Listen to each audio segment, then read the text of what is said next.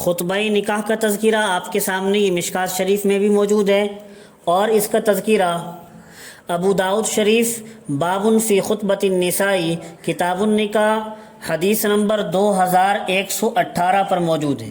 ترمذی شریف میں باب ما جاء فی خطبۃ النکاح کتاب النکاح حدیث نمبر 1105 پر موجود ہے۔ نسائی شریف میں باب ما یستحب من الکلام عند النکاح کتاب النکاح حدیث نمبر 3377 پر موجود ہے۔ ابن ماجہ شریف میں باب خطبۃ النکاح کتاب النکاح حدیث نمبر 1896 پر موجود ہے۔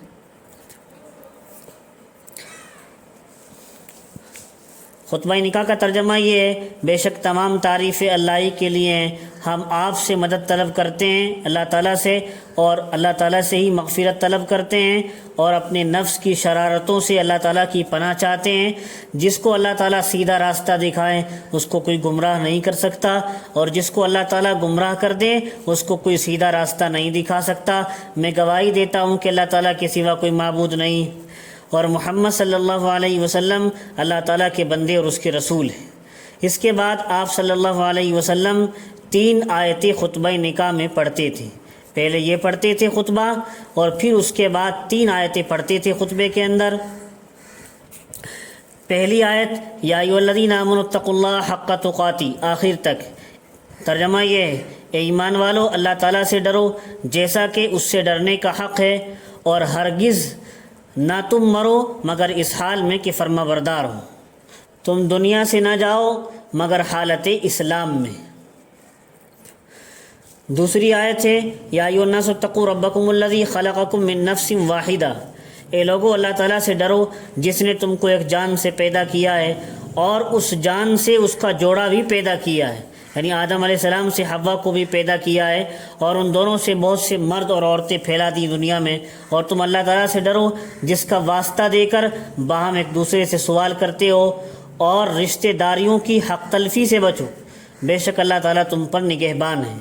تیسری آیت خطبہ نکاح میں حضور اکرم علیہ السلام پڑھتے تھے یا ایھا الذین آمنوا اتقوا اللہ وقولوا قولا سدیدا آخر تک۔ اے ایمان والو اللہ تعالیٰ سے ڈرو اور سیدھی بات کہو، وہ تمہارے اعمال درست کرے گا۔ سیدھی سچی بات کہو، وہ تمہارے اعمال درست کرے گا اور تمہارے گناہوں کو معاف کر دے گا، اور جو شخص اللہ اور اس کے رسول کی اطاعت کرے گا تو اس کو بہت بڑی کامیابی ملے گی۔ یہ پہلی آیت جو بھی آئی یہ تو سورہ آل عمران کی آیت نمبر 102 ہے۔ اس آیت میں یہ بتانا مقصود ہے کہ ساری زندگی خوف و خشیت انابت اللہ کے ساتھ گزرنی چاہیے، کسی بھی معاملے میں اللہ تعالیٰ کی مرضی کے خلاف عمل نہیں کرنا چاہیے، اور یہ حالت پوری زندگی رہنی چاہیے۔ اور نکاح کے بعد تو آپ کی نئی زندگی شروع ہونے جا رہی ہے۔ یا ایھا الذین آمنوا اتقوا اللہ حق تقاتی آخر تک کا خلاصہ یہی ہے۔ دوسری آیت خطبہ نکاح میں آئی یا ایھا الناس اتقوا ربکم الذی خلقکم من نفس واحدہ۔ یہ سورہ نساء کی پہلی آیت ہے۔ اس آیت کے ذریعے سے بھی قرابت داری اور رشتہ داری کا خاص خیال رکھنے کی تاکید کی گئی ہے۔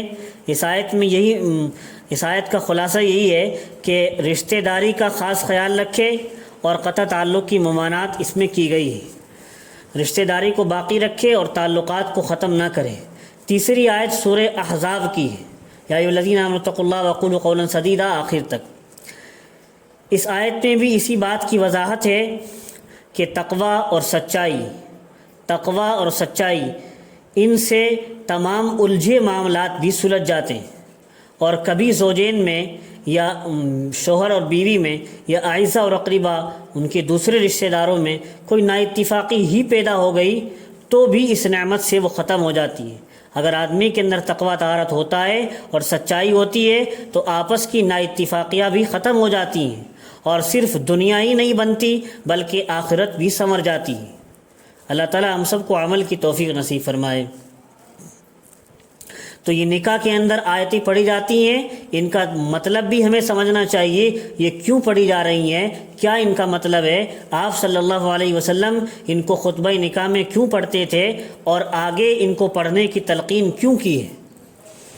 حدیث میں آیا وَيَقْرَأُ ثَلَاثَ آیات، اللہ کے رسول یہ شروع کا خطبہ پڑھنے کے بعد میں 3 آیتیں پڑھتے تھے، جن 3 آیات کی خطبہ نکاح میں تلاوت کرتے تھے اور جن کے پڑھنے کی آپ نے تعلیم دی ہے، ان میں قدر مشترک چیز تقوی اختیار کرنے کی تلقین ہے۔ تینوں آیتوں میں علماء نے کہا ہے مشترک چیز تو تقوی اختیار کرنے کی تلقین ہے۔ اس امر کی بار بار ہدایت کی گئی ہے کہ اگر اللہ تعالیٰ کا خوف دل میں پیدا ہو جائے تو پھر ہر ایک کو دوسرے کے حقوق کی ادائیگی کی فکر ہو جائے گی، کوئی کسی کا حق نہیں مار سکے گا، اور نہ صرف زوجین میں، شوہر اور بیوی میں، بلکہ پورے خاندان اور معاشرے میں الفت اور محبت پیدا ہوگی۔